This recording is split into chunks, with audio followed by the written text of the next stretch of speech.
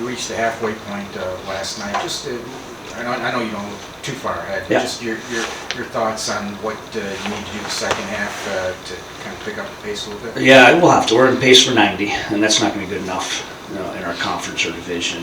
We'd like to probably upgrade that. Probably realistically, where things are trending to be in the mid-90s, maybe 100 points like it was a couple years ago. So we're there, but I think it's what we've done of late. This 4-1-1 stretch, we've given up 3 goals 5 times, but last night was 2 within 60 minutes. One game we gave up 2, obviously the LA game, they had to go late, but we're 3 or less. We've flirted with 2 or less. So we're improving defensively. I don't know, and I think I've mentioned this, and it's not a knock on our team, it's the way we're built. I don't know if the DNA of our team, just the way we're built, we've improved offensively a ton from last year. I don't know if we'll ever be a perfect defensive team, but we're going to have to continue growing defensively to give ourselves a chance, especially in the second half of the year when it's tighter. And I think we've done that, even managing our game. I think last night was a perfect example. We didn't manage the puck at times, got ourselves in some trouble, but we defended fairly well. And it gave us a chance. So some of the things we've been working on, we've had some practice habits on, it's translating of late, but we got to continue to grow in that to give ourselves a chance. So Derek, even in the wild card, do you think it's going to take close to 100, or in the 90s? I mean, somewhere? You see us, we're on pace for 90, yeah, and we're not over that line. And there's teams around us with games in hand. I don't see, and you see how tight this division is, those teams keep playing each other, and it's 3-point nights. And I expect some of those teams to make runs.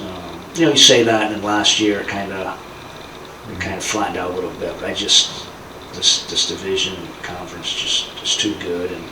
But I love the fact we're in scrap. I think it grows us. Like you're literally scratching, crawling for every point, and you're gonna need it. So, but again, as you guys know, I'm not big on talking outcomes or projecting things, but you asked me where we are in the halfway mark.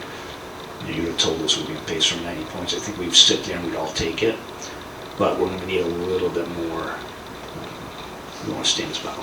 Derek, at the start of last season, you said something along the lines of needing to cut down on high-risk plays and such. Where do you think you're at doing that this season compared to? On a whole, not as good, obviously, but of late, much better. We didn't give up the odd mans last night. We didn't give a ton of easy offense. They had to earn it.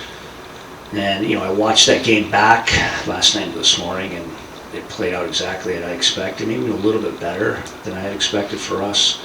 And I'm not going to put this on one player, but I've been in this league enough now. You get good Connor McDavid, and you get unicorn great. And he literally had 12 to 13 chances. His matchups last night, Larkin, out there, I was happy with Larkin's game. I was happy with Mo's game. And those guys, they just dominated the game. So I think it was a little reflection of the game, but I thought on a whole, we did a pretty good job of emphasizing some things, defending to the middle, not giving up easy ice in the neutral zone. So I think we're doing a pretty good, much better job with the high risk. But it's got to continue to grow. And again, you see our DNA. We've got some guys that want to make plays, and we need them to make plays. That's our fourth line, that's our third line, that's our second line, that's our top line. But it's just managing it correctly. And I think we've done a better job of late. And we've been rewarded. We're in a 4-1-1 stretch, and we've taken some strides. Derek, what do you mean, like 12 or 13 offensive chances? Grade A chances. He was involved in almost 13. Again, I don't like going through underlying numbers, and we go through games with him giving up 12 or 13. He was an absolute. It was unbelievable watching him back. You felt he was good, but again, I thought we did a pretty good job of limiting it, not giving him second chances, bending and not breaking against him. But has anybody had more than that this season? I don't know. I don't know, but I haven't seen a player take over a game like that in a long time. So, but again, let's credit to our guys. It's a tough matchup, and I think for the most part we've been pretty good and give ourselves a point. a lot of guys blocking shots last night too. How much of that is a part of your defensive strategy versus is that guys just doing it on their own and sacrificing? I think it's their body? part of it, but I think it's the willingness. I think, again, the very first shift, we had 2 blocks from Wally. I think he had like 7 on the night, 6 or 7, some 5. So look on the stat line there. And I think it set the tone for us. And you need that sense of urgency defensively. And we got it for the most part last night. Derek, how are you going to keep focused Sunday night in Toronto? It'll be hard. I'll get updates. No different than in Anaheim.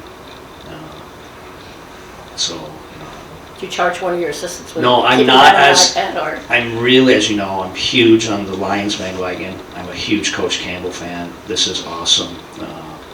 I'm not as invested as I will be with my Bills on Sunday, but our 2 video coaches will be mush.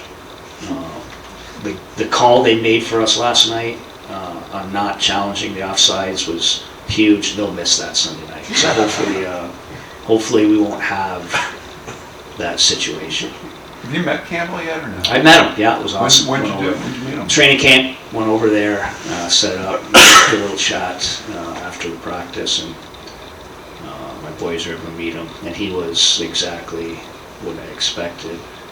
He's as real as it gets. I was a huge fan before getting to meet him, so it's been cool to watch the Lions this year.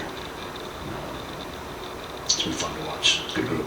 You talked about wanting to have him come in here and talk to your guys. Is that in the works at all? Yeah, no, I don't know. I'll try to track him down again. I know last year, right after the game, we were texting. He's like, I'll try to get over. But then he was right into the draft.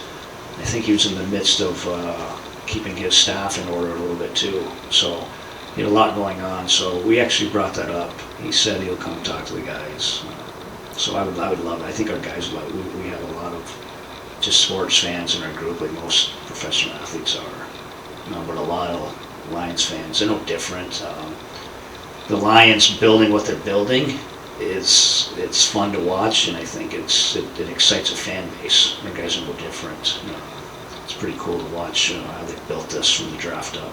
Yeah, you kind of alluded to it. So just from the outside, just watching those guys, is there anything from that team that kind of like, wow, that's kind of pretty cool, or something you guys can glean from? They or whatever? transformed their team from growing to expecting, and I thought that was pretty neat. Even Coach Campbell last year, they had that 7-1 stretch, correct me if I'm wrong, and he said expectations have changed, and that's a different pressure, a lot different pressure. We're not there yet, but we're flirting with that. I mean, we're sitting here on a 90-point pace, and I've been answering questions of what's wrong lately. Like, a year and a half ago, we're probably right on pace, maybe even a little ahead of where we should be like this. But you start showing that you can do it, you have these stretches where you're doing it, expectations change. And again, we're not there yet. I think you're realistic on where our team is and expectations of our team are, but you start flirting with, man, you want more, and we'd love to be there. So yeah, there's something to that where they've changed their expectations, where they were happy to get a win to now they're disappointed when they lose, and that's a team transforming their mentality. Might you be a little slow to leave Sunday night? It's going to be... No, Jeff Weintraub has been, he's going to call in a weather report. Like he's already. It's amazing because Schwalbe's one of those guys. He's a huge Michigan fan. He's on cloud 9 right now. This is the greatest week of his life by far. He's a little nervous about Stafford coming back into town. He wears a little black cloud, but he helps me with the schedule. He's just a smart guy. That overall, I have to fight between whether he's trying to rearrange the schedule to help our group, or he's trying to rearrange the schedule for his own Detroit Lions sporting needs. So we're actually in the midst of dealing with something right now, actually.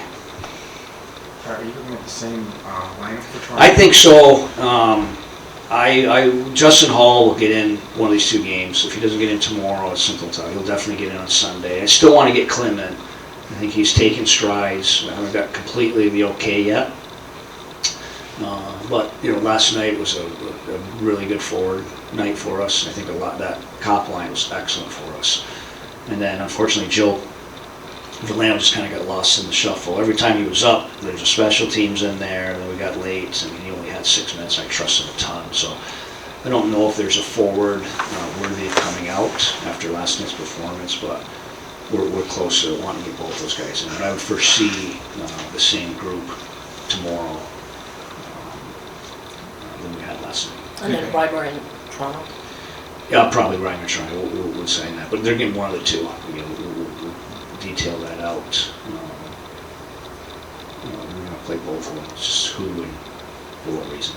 Do you have with Ryan Derek? I mean, if you guys had to rebuild his confidence, I think so. It's funny. We literally just talked about it. He's such a proven goalie in this league. He's done it his whole career. I even think of late in his career, he's had some of these ups and down stretches, and he's always shown to have an up. He had an up at the beginning of the season. So I think it'll be on him to fight through it. Hopefully the group's been a little better in front of him. Obviously I'm sure he's not happy where his game was, but we went through that stretch of the guys out, really tough schedule.